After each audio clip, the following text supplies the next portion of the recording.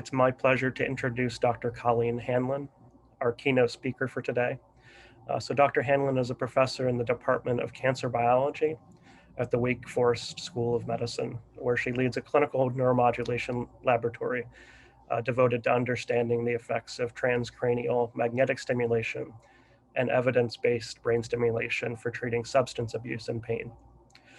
She's published more than 80 papers, at least that's what I could come up with on PubMed, and is supported by multiple NIH R01 grants. She's trained more than 50 medical, graduate, postdoctoral, and fellowship students, and is active in the leadership of multiple professional societies, including the College on Problems of Drug Dependence, the American College of Neuropsychopharmacology, and the Society for Neuroscience. So in addition, Dr. Hanlon has been an ad hoc member of more than 20 NIH study sections and is currently a permanent member of the Neurobasis of Psychopathology, Addictions, and Sleep Disorders study section. So we're going to hold questions until the end of Dr. Hanlon's keynote lecture, and then individuals can ask those questions using the chat function in Zoom. So without further delay, I'd like to welcome and turn the floor over to Dr. Hanlon. Thank you very much. Let me just share my screen. Can you all see this, the presentation view? I'm going to take that as a yes. Yes, we can. On my Thank end, you. Excellent. Great. It's on the wrong screen. Okay, that's okay. I'll just go like this and then I can see it. Okay, so perfect. Well, thank you guys so much for coming, and I'm sorry for coming to my talk and for inviting me to your symposia. I'm looking forward to learning more about what you all are doing there. I think it's so wonderful that you're focused on rural health. So often many of us work in these ivory towers and cities, but in fact, as you all know probably better than I do, addiction doesn't discriminate based on urban and rural environments or socioeconomic status, skin color, all of that. So it's a huge need actually to think about therapeutics that not only apply to the populations that typically come into our research studies in a big academic medical center, but can be scalable to people out in the community. So today what I'm going to talk to you about is a technique called transcranial magnetic stimulation. And you may have heard of this before, but I'll teach you a little about it in case you haven't heard about it. And I'm going to speak to you a little bit about how our group and many other groups across the world actually are really pushing the use of this tool forward in addiction medicine. And so the talk will kind of be three parts. One is sort of our conceptual model for how to think about designing a smart brain stimulation-based therapeutic for addiction. The second is really exciting news that in 2020, maybe the best thing that happened in 2020, TMS was cleared for use in smoking cessation. This is a very particular type of TMS, and it shows good efficacy, but there's a lot of room for improvement. And then finally, I'll end with some of the work that we're doing and our colleagues are doing, trying to push the field forward a little bit more. The one thing I like to start with, which I hope you all appreciate as well as clinicians and practitioners, addiction is stigmatized, obviously, right? But in fact, I like to describe it as actually something that's just fundamental about the human experience.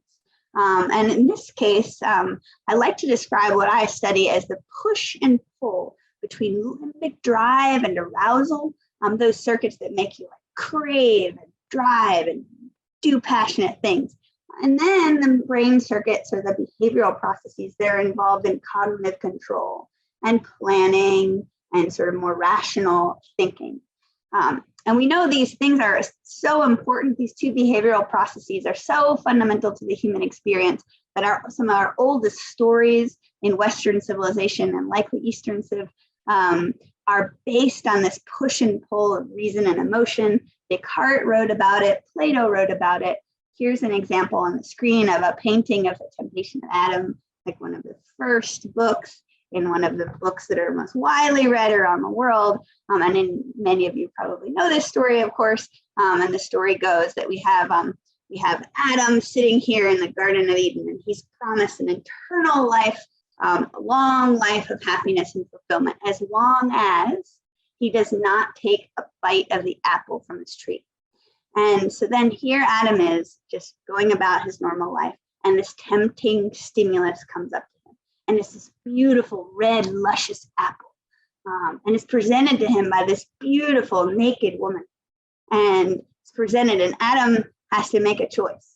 And we kind of know how that goes, right? And so Adam presumably bites into the apple, and he takes this immediate gratifying reward rather than a longer term goal.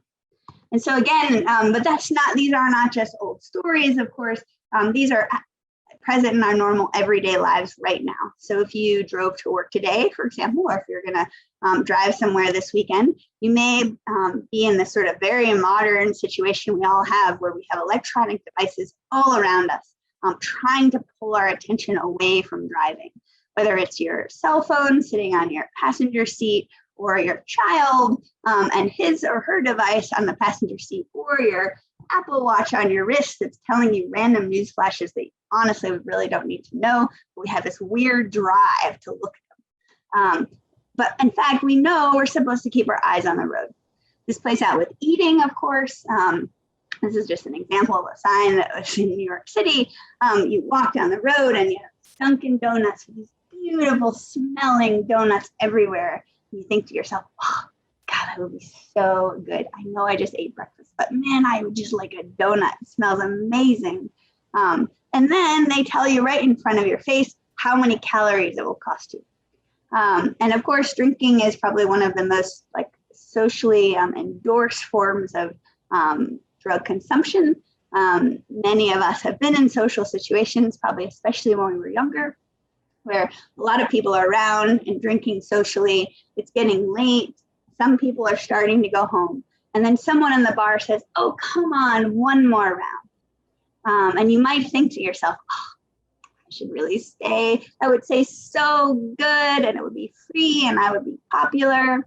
That's one circuit in your brain. But then hopefully, more often than not, you also think, oh, but I need to drive home. That's not smart. I have a test in the morning. My significant other will be angry. And so you have this push and pull of these behavioral processes.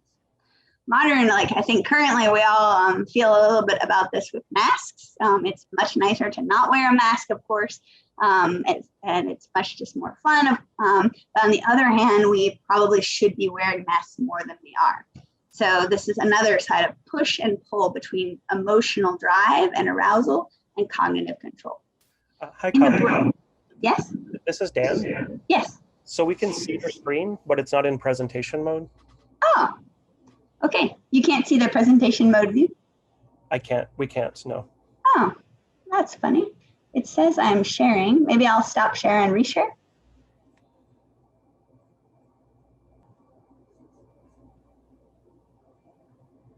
How about that? Do you see a brain? Yes, yep. Okay. It's an empty brain. Now it's in presentation mode. Okay, good. Well, just to kind of show you the last slide real quick. Oh, okay, so this is what I had showed. So Garden of Eden, temptation, phones, driving, amazing donuts that have a lot of calories, another shot at the bar, but you really need to drive home. This is a modern problem we all have, including the mask situation. And we know that these reasons or these behavioral processes are driven by unique brain circuits. And so this sort of reward and limbic arousal is driven by more of these kind of mesolimbic circuits. There's frontal areas like the medial prefrontal cortex and the orbital frontal cortex, as well as subcortical areas like the nucleus accumbens, the ventral tegmental area, and the amygdala. These are sometimes called hot cognition. But these are brain regions that are involved in motivation and vigilance and craving. There's also a mesocortical system. These brain circuits tend to be the frontal domains are more lateral and dorsal, including the dorsolateral prefrontal cortex, as well as the more dorsal aspects of the striatum, like the caudate and the putamen. and the hippocampus involved in memory. Sometimes this is called cold cognition. And then sort of a third circuit that I think is actually really underappreciated in addiction medicine, and I hope that we all start to focus on a little more. I'll show you some rationale for that, especially with pain, is the nigrostriatal system. And in this case, we have the motor system and the premotor system that project down to the basal ganglia, the thalamus, and incorporate the cerebellum. So this is my sort of simplified view of these neural circuits. But just to show you, I didn't really make these up. I could show you many, many, many circuit diagram figures which show that there's frontal striatal connectivity. And this frontal striatal connectivity can guide decision making. In fact, so much so that in animals, like in rodent models and in non-human primate models, you can selectively stimulate these circuits using optogenetics, and you can cause an animal to press a lever more or less for drugs by changing activity in these limbic circuits. Okay, and so if we think about this kind of circuit-based framework for trying to push someone pull someone away from a drug or just to decrease the value of the drug, we have three strategies. One strategy is to increase executive control. So in that situation where you're in the bar with a lot of friends, just increase your ability to walk away, perhaps by weighing alternative consequences. Another idea is to try to just dampen down the reinforcing value of that particular stimulus. So in the case of alcohol, it just, somebody says, oh, come on, one more round. And you think, I don't know, it's just not really very exciting to me. We do this naturally when we're satiated. So when I really like cookies, and I have really, really good cookies in the refrigerator right now. And after dinner, I will have a cookie and I'll look forward to that cookie. But then after I have like one, even though that cookie is still delicious, I've kind of gotten full. And so I don't really need another one. And so by decreasing the reinforcing value of the stimulus, we can also decrease drug use. And then the other one, which I kind of mentioned a little, is this idea of motor control. So in the addiction field, we really don't think about the motor circuit very much. But if you, especially if you're a clinician or a provider, you know very well that a lot of what your patients do is just habit, right? Smoking in particular is this way. It's just a habit, it's motoric. There's an idea of the sensory motor involvement with the whole ritual of smoking. And it becomes integrated into the fabric of daily living for that individual. And so another way to sort of think about treating addiction is to look more closely at this motor circuit that's driving the drug use. So now a little bit about TMS. Transcranial magnetic stimulation is now widely used across the world as a treatment tool for depression. It was first cleared, FDA approved or cleared for use in depression in 2005, I think. And now there's many, it was one device approved initially, and now there's many devices that are approved, which is wonderful. And this is an image of TMS clinics that was provided by one particular device developer. And so now if I were to have the same image for all of the different device manufacturers, the whole United States would be covered, I'm sure, and certainly the world. There's now TMS clinics on almost all of the continents, right, except for Antarctica, I guess. But there could always be a first. So FDA has now approved many different devices for depression. There was also a recent approval for obsessive compulsive disorder and one for headache. And then, as I mentioned, last year, it would also received approval for a certain type of TMS as a treatment tool for smoking cessation. So there's really, especially in these last maybe 5 years, a huge momentum in expanding the indications of TMS. But one thing I'd like to kind of point out, and I'll point it out now, and I'll try to remember to point it out at the end of the talk, is that TMS itself is not a monolith. So to say that TMS does or doesn't work for a given condition is like saying that pills do or do not work for a given condition. TMS is just kind of the delivery device. The intellectual property, or the sort of smart stuff, is actually this sort of recipe of dosing within the TMS. So just like if you have a capsule, the sort of smart stuff about the capsule is the molecule that's in the capsule. It's the molecule that's in the capsule. It's how that molecule is distributed in time, the dosing, all of these things that are in that capsule. And that's how we think about TMS delivery. TMS is just a device, but the smart stuff is figuring out the right recipe. And I'm going to tell you a little bit about the different ingredients for that recipe in a second. So again, we're going to talk about the framework for treating addiction development, and now I'll tell you a little bit about how TMS works before I get into the clinical. So what is TMS? You may have seen it's a few years ago, it got a lot of press for treating addiction. There was a strong group of individuals in Europe. That still is an excellent group of individuals using TMS for treatment of addiction in Europe. There's actually more indications for use in Europe than there are in the US. And they were doing really great work with cocaine use disorder. So it got a lot of press, but one of the important things to think about, and this is true for any clinical trial, is that the sham effect is also very important. And so, so like all fields, I guess I'm just trying to say, if you read studies and they happen to be negative, or they happen to be like, thrown away, don't throw away the technique, right? Just remember that it's all about science, and some experiments are better designed than others. So we just have to kind of take that into account. So a little bit about the basics of TMS. If you can think back to when you were in high school or college, you may have taken a physics class. There's this basic idea that electricity can become magnetism, and magnetism can become electricity. These are two of the primary forces of nature, just like gravity, right? So gravity is a primary force, electrical flow is another primary force, and magnetism is another primary force. And if you take electricity and you run it down a wire, you take that wire and you wind that wire in loops. Those loops of wire will generate a magnetic field that's perpendicular. And when you're in school, you learn this as the right-hand rule. So you have electricity that's running in a wire this way, and if you were to wind the wires around like your fingers on your right hand, you generate a magnetic field that's perpendicular to the coils of the winding, right? You may have thought you would never use that again, but here you go. So likewise, if you have a magnetic field and you turn it on and off and on and off, right? So it's in the upstate and the downstate and an upstate and a downstate, you will generate an electrical field that's perpendicular to the flow of the magnetism.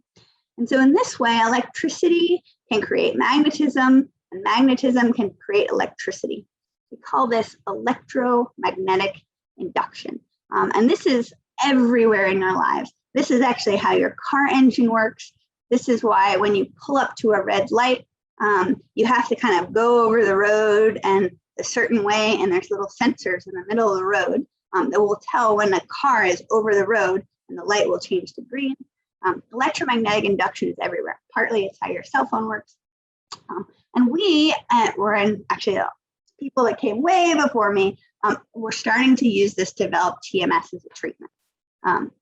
And so the general basics, hopefully this little video will work, is that if we have a TMS coil, which I know you all have at West Virginia, probably at Marshall, and you take a TMS coil, it's nothing more than wires that have been wound around in a certain configuration. Most of the modern coils are wound in like a figure-of-8 configuration. And that's just to focus the magnetic field a little bit more.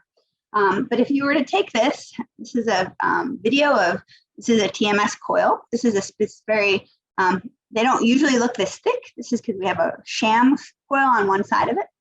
But if I take this coil and I bring it down close to my arm, what you'll see here is as Dawn, she's a high school student in our lab, brings the TMS coil close to my arm, you'll see my hand start to contract. And she won't even need to touch my arm. It's because you have muscles in your arm and they're innervated by nerves, which are electromagnetically sensitive. And so as Dawn brings the coil close to my arm, notice that my hand will start to move. Hope it's working. So she's bringing it close, and you can see my hand start to move. I'm not sure if you can hear the audio for the clicking of that, but if you could, it was really fast. It goes with the beat of my hand moving. And likewise, we take that same principle and we apply it to the head. So everywhere on your head, on your body, is controlled in an organized way through your primary motor cortex. And so in this case, we have, for when we dose TMS, we take the TMS coil and we place it over the primary motor cortex. And when Dawn will apply a single pulse of TMS, you can see subtly that my left hand in this video will move like there. And in a second again, there. And that's because she's just applying the TMS pulse to my primary motor cortex, right? But all the neurons here will come down the corticospinal tract. They'll cross over at the level of the spinal cord, and they'll go out to my hand. And so in this way, we use this magnetism to depolarize neurons in the cortex and cause a contraction in the end. So some basic principles of this are that the depth matters. So as you may have noticed, talk is better live, and you can actually hear the video. As you may have noticed, when she came closer and closer to my arm, the contraction got stronger. And that's because as they bring the coil closer to the biologic agent you're trying to change, the strength of the depolarization will get strong. You may ask, well, how big is that really? And we're putting it over the head. So we recently had a National Geographic reporter come into the lab. We placed a TMS coil on her head, made her hands move, little dog and pony show. And she's, wow, that's really cool. If this was sort of a globe, imagine that your brain is like the Earth. How much of the brain are you stimulating? So is it like you're depolarizing just like a city? Or is it a continent? Or is it a whole hemisphere? So this was really exciting to us because we're really nerdy. And so I went back to the lab and I looked at like the sort of spatial area of the globe and the spatial area of different countries, and then the spatial area of the brain and the distribution of the TMS-induced electric field. And it turns out that roughly the amount of TMS intensity required to make your hand move is stimulating an area of the brain that's about the size of India. So I kind of like that. We our participants who are particularly interested in the science, we'll tell them a little about this, and they find that very clever. So the second principle, one is depth. So the closer you are to the target is important. That's going to be really important for us when we talk about addiction, because a lot of our patients use things like alcohol, and alcohol in particular produces a lot of brain atrophy. Additionally, aging produces a lot of brain atrophy. And so we can only we're trying to do this non-invasively, we can only get to the scalp. And so if we have a brain that's kind of shrunken down, we're going to need more electromagnetic intensity in order to get to that brain, because the brain is farther from the distance. So that's going to be really important for our participants in the addiction space. The other is the idea that even though TMS can only depolarize the cortex, and we really, when we think about addiction, we think a lot about the striatum, basal ganglia, all of these like rich dopamine areas. They're deeper in the brain. But thankfully, the way the brain works is that if you sufficiently depolarize a population of neurons in the cortex, these cortical neurons, almost all of the cortical parameter areas in the prefrontal cortex will project to the caudate and the putamen. And so if we can sufficiently cause activity in this area in the cortex, we can likely change activity here in the subcortical area. And so in this way, we think about using the cortex as kind of a window into deeper brain structures. Most of what we know about TMS we learned from motor cortex stimulation. So this is just sort of an image here. The TMS induces kind of depolarized cortical areas that are roughly about 2 centimeters underneath the coil, as well as monosynaptic striatal targets. We learned a lot of that in the motor system, and then we've now, in the last probably 20 years, spent a lot of time in the prefrontal cortex. So the dorsolateral prefrontal cortex is the FDA-approved target for depression. There's now been a lot of movement towards possibly the dorsal medial prefrontal cortex for things like obsessive compulsive disorder, perhaps other types of addiction disorders. And then our group and some other groups have really been focusing on the medial prefrontal cortex as a target for addiction. And I'll tell you a little bit more about why we are doing that. But then the third principle to think about that you might hear people talk about is frequency. And so with frequency, we generally, for TMS treatment for depression, someone comes in for 30 to 36 sessions. So that means that approximately 5 days a week for about 5 to 6 weeks, participants or patients come into a clinic. They get about 20 minutes of treatment. The treatment is typically at 10 hertz, that would be 10 times per second for about 20 minutes, and they come back each day.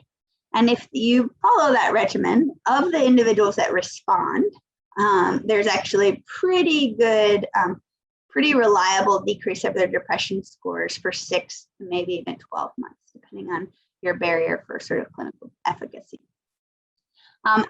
But what we know about TMS in general, using our colleagues that do preclinical research as a background, is that you can induce an increase in activity or a decrease in activity.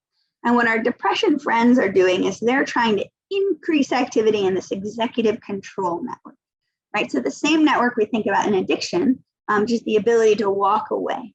In depression, one of the models, the reason they started at the dorsolateral prefrontal cortex was because there's an idea that even though naively, when I approached the field, I thought, well, depression is a limbic disease. Like it's a disease of like low affect, right? And so I would think, well, we should probably be stimulating these limbic circuits and trying to strengthen them. But in fact, what I was taught by my own mentors is that while that is true, another feature of depression is a loss of control. And so many patients with depression feel as though the world is coming down on them, and that they have no control over things. I think this is something that many of us probably are sensitive to or more aware of in the last 18 months, right? As COVID is here, it's really easy to feel like the world is changing and we don't have a lot of control over it. And with that comes a change in apathy, becomes apathy, becomes like dysphoria. And so the strategy for depression has been to increase activity in this executive control circuit, to kind of give people a sense of agency and direction over their own lives. Well, they do that with 10 hertz TMS, because 10 hertz should increase activity in this particular circuit, whereas 1 hertz should decrease activity in a given neural circuit. And then after we had these kind of first generation frequencies, we started doing faster things like theta burst. I don't want to get into this too much for you all, but if you had any questions, I'd be happy to talk to you about them. But in a nutshell, theta burst stimulation, you can think of as like a really efficient form of TMS. So instead of stimulating for about 20 minutes, you can get similar efficacy if you stimulate at this like pattern bursting frequency for about 2 minutes. And so people got very excited about it, and it actually intermittent theta burst was FDA cleared for use in depression based upon the idea that it had equivalent effects. And so that's kind of an area a lot of people are looking at now. In the addiction space, I'm also happy to say that we now have a lot of people all over the world trying to be smart about developing evidence-based treatment protocols for depression. And if you want to know kind of what the status of the field is or was a few years ago, this is a great article, and you can contact me if you can't get a copy of it. And this was done, I think the thing that made me the most happy about this is there's enough people now around the world doing it. We were able to get together a group of 77 individuals representing all of these different countries to kind of come together and form a consensus on the state of the field of brain stimulation for addiction and the path forward. And the last thing I want to mention just briefly is that TMS requires circuitry. So again, if you think of a very neuroscience-based approach to this, you have populations of neurons under the coil, and then they have So they have dendrites that receive the information, they have cell bodies, and then they have axons that project to, for example, the caudate. And then in the caudate, there's another population of neurons. And if the information comes down the action potential in sufficient manner, it may depolarize the next group of neurons down. But what's required in this model is that you have really good intact axons. These axons are wrapped with myelin, which kind of serves as an insulator and helps the conduction of electric potentials down the axon. And so if you have a demyelinating disease, or if you happen to be using drugs that happen to compromise the integrity of the myelin, maybe it's either an inflammatory process or an atrophy type process, we may not get as much good signal propagation to these deeper brain structures. So this is another thing we should think about when designing smart TMS protocols for varying populations with substance use disorders. Okay, as I mentioned, August 2020, the FDA cleared a particular TMS device for use in treating smoking cessation. I'm going to show you a little bit of the data in a second. The group of authors just published their manuscript in World Psychiatry maybe last month. So you can go there if you'd like to see it. What they demonstrated, and I kind of pulled this from their website, is that in the case, they had 262 chronic smokers. They had 14 sites. It was a double-blind, sham-controlled study, and everyone received 15 sessions of active or sham TMS. So they came in 5 days a week for 3 weeks. And then they had follow-ups after that. The use of a particular type of TMS coil is one of these H coils, which its windings are just kind of made in a certain configuration such that it can stimulate both the left and the right prefrontal cortex. And the way that this coil is configured, it can penetrate a bit deeper than the standard TMS coil, flat coil configurations. And so sometimes this is called the insula coil, but in fact, it's probably more proper to just call it like an inferior prefrontal cortex coil that happens to reach the anterior insula. Now, the reason that it's smart that the people that designed this decided to go after the insula is that in 2005, I think, Becara and colleagues demonstrated that individuals who had a stroke to the insula spontaneously lost the urge to smoke cigarettes at a greater rate than individuals that didn't have a stroke somewhere else. And so this really put the insula on the map as a brain stimulation treatment target. And so this group demonstrated that in the gray bars here on this slide are the individuals that received sham TMS. The green bars represent individuals that received real TMS. And so the individuals that received real TMS were significantly more likely to have quit at 4 weeks. This is total abstinence. And that's true in both the intent to treat group, which are the people that initiated any treatment, and the individuals that completed it as prescribed, essentially. And this is another graph which shows sort of compatible stuff. So this, in some ways, this is really great. It's certainly a huge opportunity and opening for the field of brain stimulation-based therapeutics and addiction. But one of the challenges here is that if you look at the numbers, so the best data is the difference between completers, sham and real. And the individuals that receive real TMS, 28% quit smoking for 4 weeks. They had to come in every day for 3 weeks. So in some ways, it's good in that it's significantly better than sham, but it's got a lot of patient burden, right? So let's call that 30%. So that'll be 3 in 10 people. So that means you had 10 people come into the lab 5 days a week for 3 weeks, and you look to see if they're not smoking at the end of 4 weeks. Well, 3 of them quit smoking, but that also means that 7 of them didn't quit smoking. Now, the efficacy there is actually comparable to medication. And so in some ways, it's perfectly right for it to, it's as good as anything else.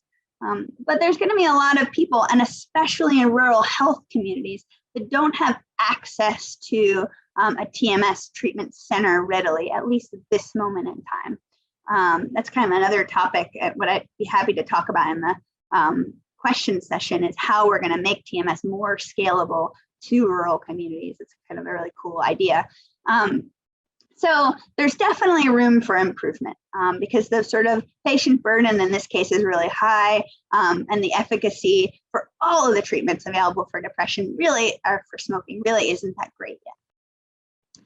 So we come back to these three different strategies: increasing executive control, decreasing the rewarding value of the stimulus or motor. Our group has focused a lot on medial prefrontal cortex stimulation. So that's what I'm going to talk to you about in the last section of this talk.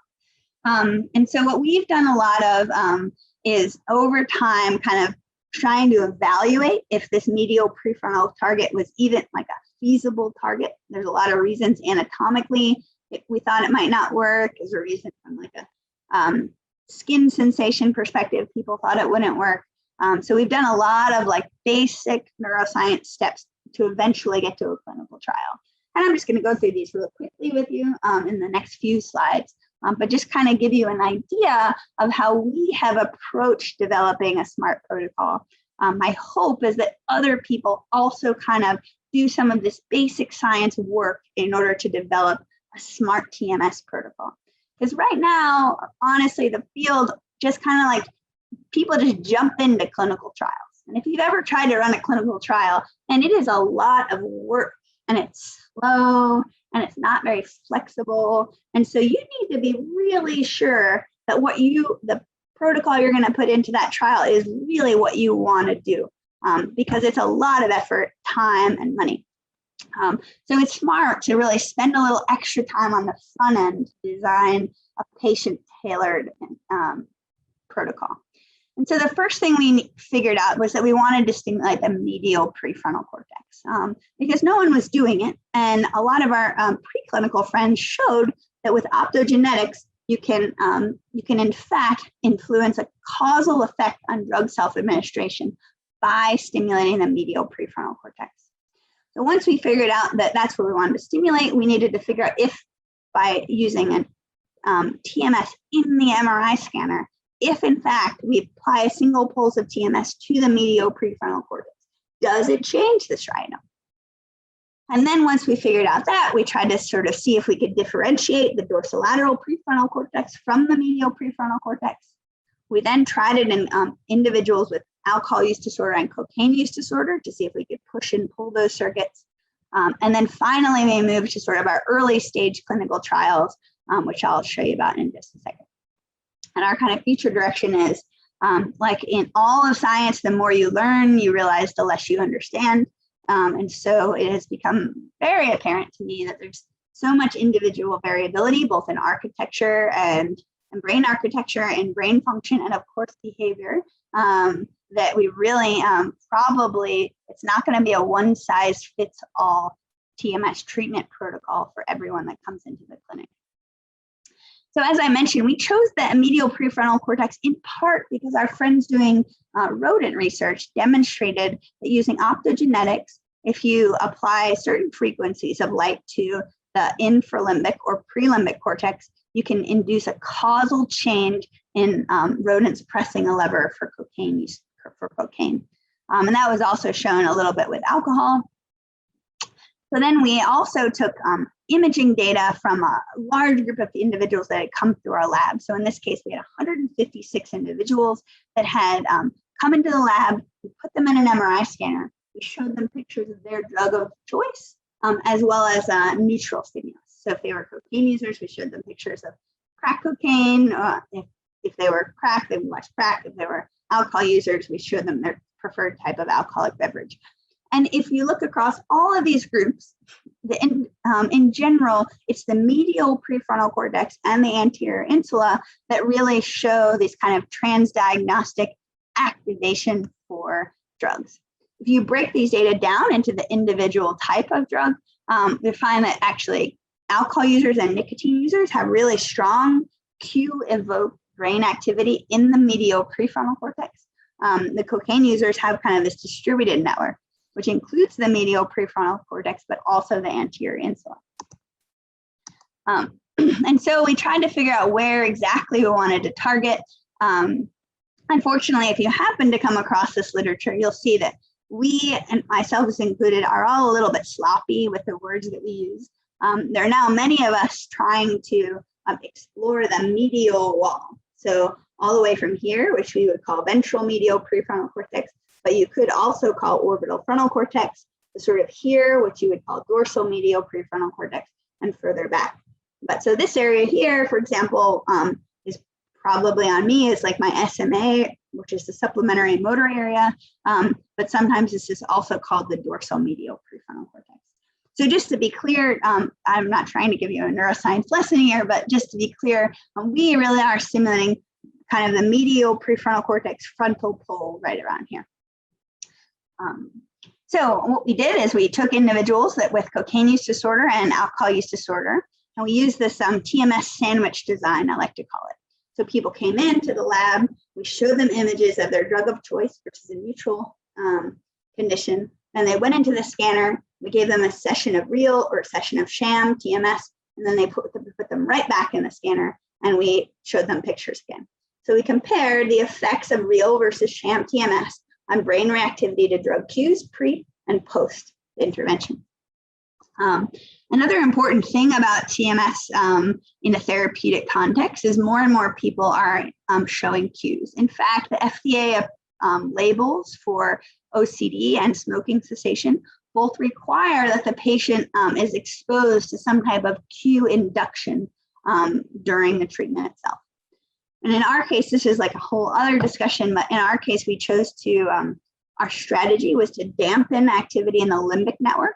And so we wanted people to recall what it felt like, what the experience was like when they were using the drug, such that that memory was kind of awake and alive in their brain, hopefully malleable. And then such that we would stimulate with TMS and the reconsolidation of that memory would be disrupted. And in this case, we used, relied on a colleague's influence that's doing exposure therapy for PTSD. So we used some exposure therapy based scripts in order to induce the cue memory. And what we found was that at baseline, both in 25 cocaine users and 24 alcohol users, at baseline, individuals had very strong brain reactivity to these drug cues between the medial prefrontal cortex and the putamen.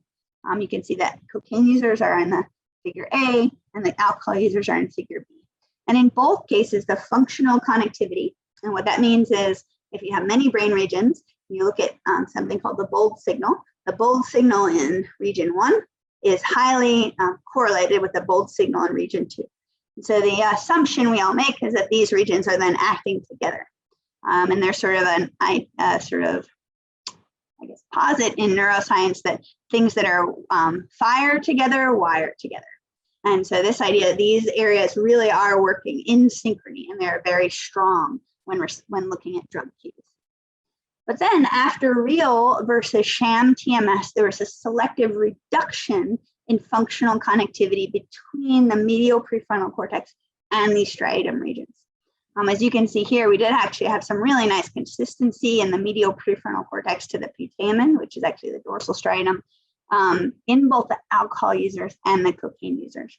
This was published in Biological Psychiatry a few years ago. And really, I think, is one of the things that that I'm probably most proud of, because what as scientists, we all wonder sometimes, like if we're actually teaching the field anything, because it's so complicated and we do more things that fail than the things that work. And we talk about the things that work a lot more than the things that fail. But what I thought was so great about this is that these data sets were analyzed independently. And there was a common thing that happened in both the cocaine users and the alcohol users with this particular intervention. And so I really think what we have here is a TMS protocol that has transdiagnostic efficacy in reducing brain reactivity to cues. But as I mentioned with depression treatment, you really need to have multiple sessions in order to have a lasting, durable effect. And in fact, our friends that do depression research have really made great strides in some dosing and figuring out the minimal number of sessions that are needed in order to have a durable effect. And to just kind of keep that discussion brief, it seems like 30 is maybe like a little bit of a magic number. So in addiction world, 30 is a really big investment of time, actually. And there's a reason to believe that maybe if we had more efficient protocols like theta burst stimulation, and maybe we could do multiple sessions in a day, that we could shrink that down. And so we don't need 30, maybe we need 15, or maybe we only need 10 days. You may have seen in the news or Twitter or wherever you get your science news, the very influential paper probably came out in American Journal of Psychiatry last week with this very high dosing strategy of TMS for depression. The group in Stanford, Nolan Williams and crew, did this really very cutting edge protocol where they took people with suicidality and depression that were inpatients. Gave them 10 sessions of TMS per day for 3 days. And they demonstrated that the individuals got real TMS versus those that got sham TMS did better when they left the hospital.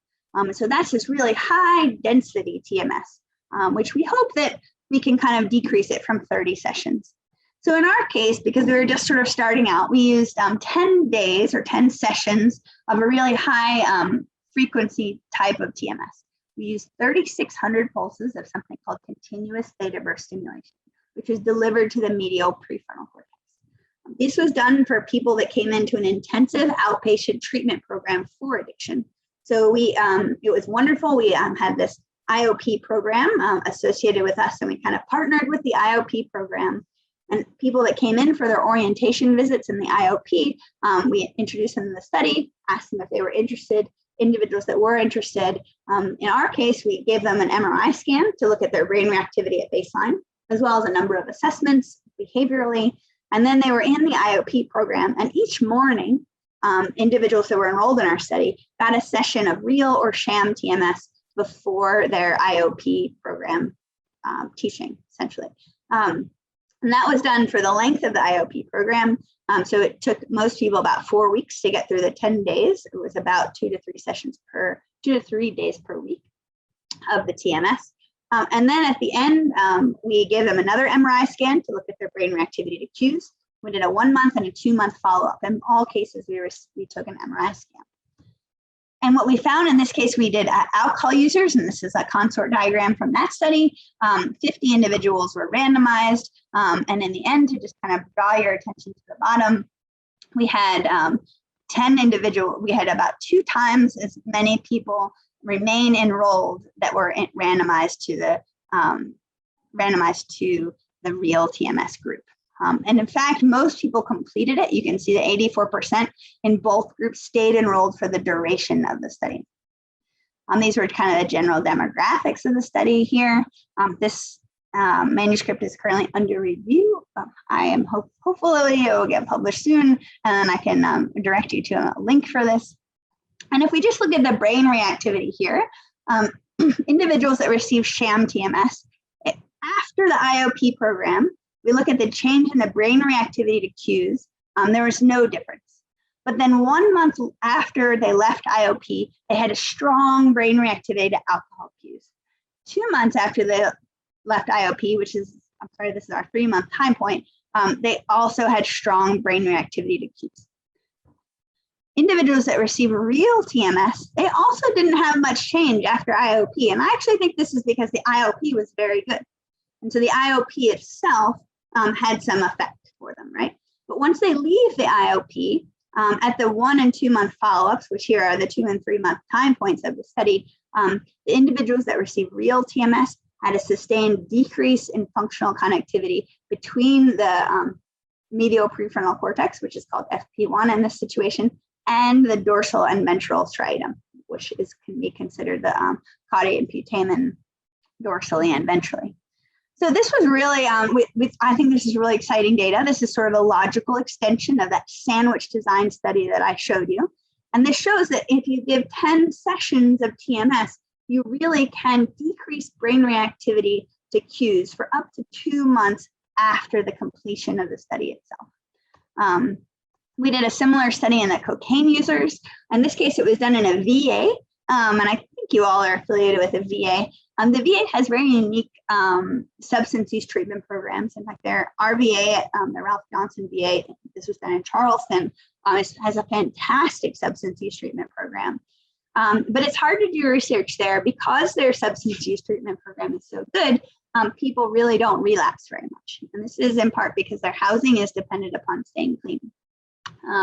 And so we didn't really have very many people relapse in the study, but we could see a change in brain reactivity over time. And in this case, just to kind of show you, if we look at the sobriety, so this is sobriety to cocaine use. This is actually self-report, verified secondarily with urines.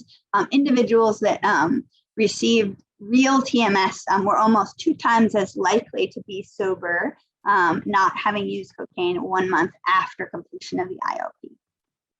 And if we look again at the changes in brain reactivity over time, alcohol users have this very consistent pattern. And so the change that TMS made was in the medial prefrontal cortex, which is exactly the same brain region that we're stimulating. So that story is very tight, actually.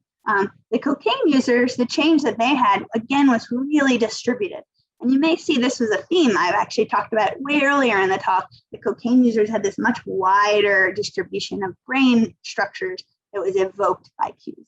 And so that might suggest that in cocaine users, we should think about a different strategy. Maybe medial prefrontal cortex is not sufficient, or maybe we need to consider variability in them as kind of an important treatment target. And so the punchline here is that stimulating the medial prefrontal cortex is feasible. People stay enrolled. And we have now done, this is actually an old slide, we've now done many more people than this by stimulating the medial prefrontal cortex.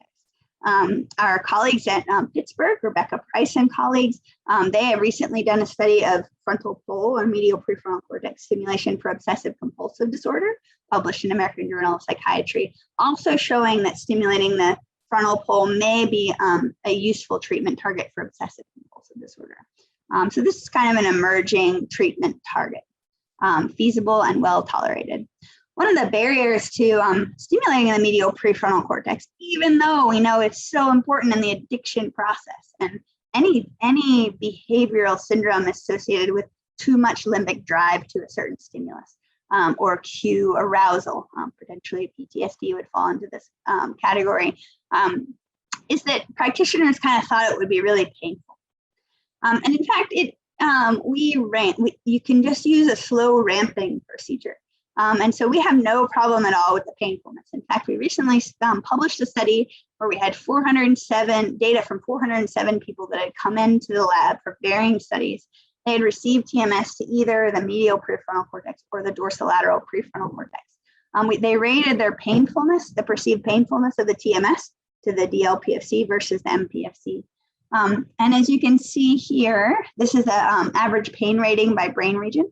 The dorsolateral prefrontal cortex is on the left, the motor cortex is in the middle, and the ventral medial prefrontal cortex is on the right.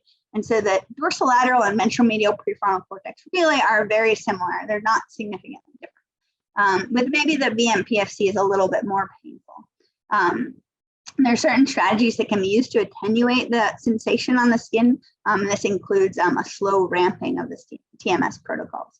Unfortunately, some of the devices don't allow us to ramp as nice as we'd like to, but we're hoping to talk to more of the manufacturers to make that more of a reasonable thing, because I think that's going to be very important as we move forward to sort of enable us to really have the ability to generalize this TMS targeting to many sites in the brain, which is clearly the way the field is going to move as we move more towards patient-tailored treatment targeting. Okay, and so this is kind of all the stuff I told you. I know it was a whirlwind of data. And so I just want to kind of finish with a little about how we're sort of tailoring the treatment to our individual patients on a slide or two about pain. So one of the big things, as I mentioned earlier, is that TMS will only penetrate a certain depth. And so if you have to increase the intensity of the stimulation in order to get deeper in the brain. And so because we talked about the forehead as a brain region that actually is already a little bit more sensitive than, let's say, the motor cortex, that is clearly due in part to your hand, to your hair, but it's also just due to the somatotopic mapping of your surface of your body on your brain. The medial prefrontal cortex also is a little bit tough because we have these frontal sinuses in our brain. You can see here on this image, the sagittal section, kind of just below where it says 11 millimeters. Here in this gentleman, I think, you can see this prominent frontal sinus. And so in this case, if we're going to place the TMS coil and we want to get it close to the scalp, we kind of have to go above their brow ridge. And so that's going to be about 11 centimeters. And so we have to think a little bit more about sort of the neural architecture, or to do something called electric field modeling in order to really figure out the dose of the TMS that we're delivering to the cortex. And here, sorry, I'll go through this quickly. This is just a graduate student in my lab, Dan McCallie, has done some really great work measuring the average scalp to cortex distance in alcohol users and healthy controls of these various targets. And in fact, he has found that in general, there's not a systemic difference, which is really good news and would suggest that we don't have to take this into account as much as we may have thought based upon the basic neuroscience. We do see that there's, however, a lot of white matter loss in these alcohol users, which would make the idea that in order for TMS to get to the subcortical areas in an efficient manner, we might need to deliver more to the prefrontal cortex in order to enable the signal to propagate. And then finally, addiction is, of course, a spectrum, right? So the reasons that you use drugs when you're young become very different than the reasons you use drugs when you're older. And I know you guys in the audience are probably more experts at this than I am, so I don't need to preach to the choir.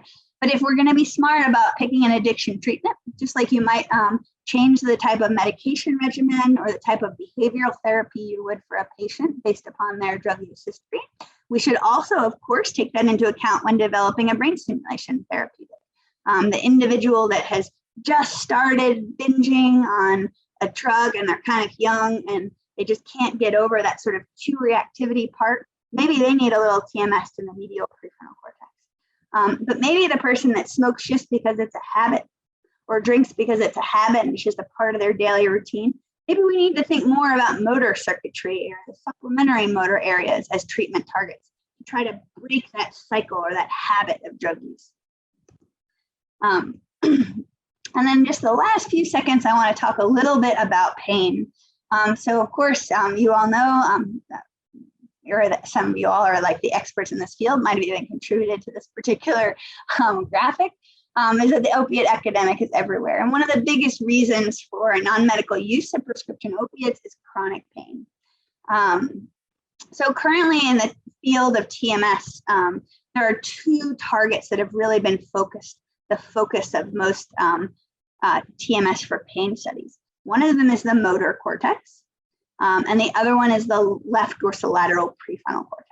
So the motor cortex, there's now actually the most data for the motor cortex. So if you're an addiction person, you might think to yourself, motor control, that's weird, I don't know.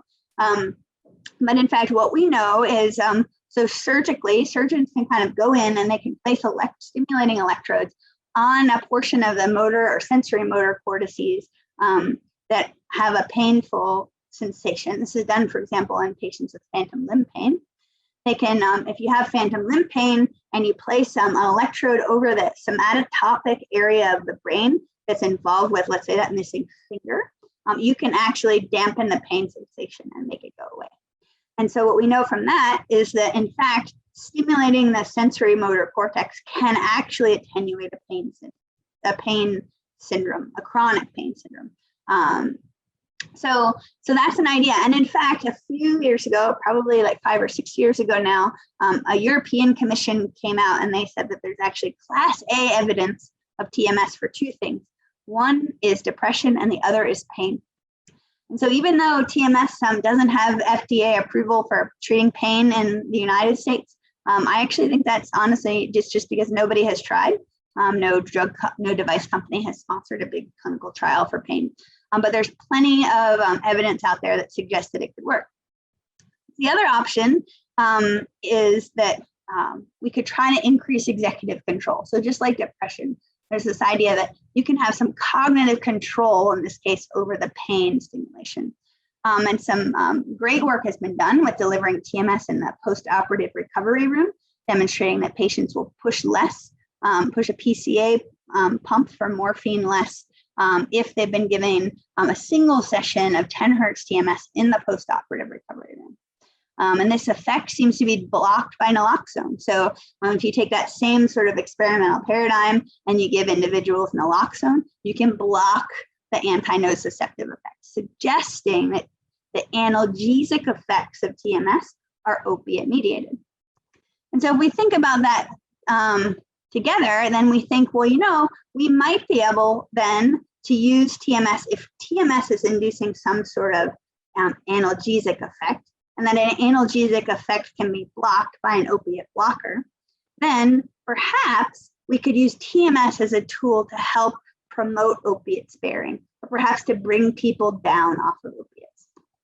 But in order to move forward with that, and there are actually a few small studies that have been, and maybe a big clinical trial is going on to evaluate that, we need to kind of figure out where we should stimulate.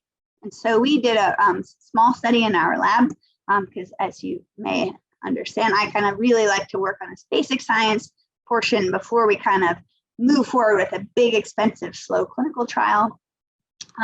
We had motor cortex and the dorsolateral prefrontal cortex. TMS was given to 22 individuals that had chronic pain and opiate use disorder. And these individuals received 10 sessions of TMS to either the motor cortex or the dorsolateral prefrontal cortex. And you can see here on these on this work here, much to my surprise, I would have bet that the BLPFC was going to be more effective for pain in opiate users because of the addiction link. Much to my surprise, the motor cortex had a larger effect on both pain interference, so how much pain interfered with their activities of daily living, as well as their urge to use opiates. I mean, this was really astounding, actually. And so 10 hertz TMS delivered to the motor cortex just below their threshold, so 90% of the motor threshold, really attenuated opiate urges in these individuals. So this is really a great start. I'm going to be honest, I've actually had really hard time getting funding for TMS and pain research. So so much so that it's hard to kind of keep going back to the well. But I would like to pass this off to so many others that might be interested in this space, especially you guys there. Opiate use is such a problem, and I'm sure chronic pain is also a problem. Anything we can do as a community to help promote opiate sparing with a technique like TMS, which is non-invasive, would be wonderful. But I kind of think we're going to have to work together to come up with creative solutions for sort of funding in this particular population and this space.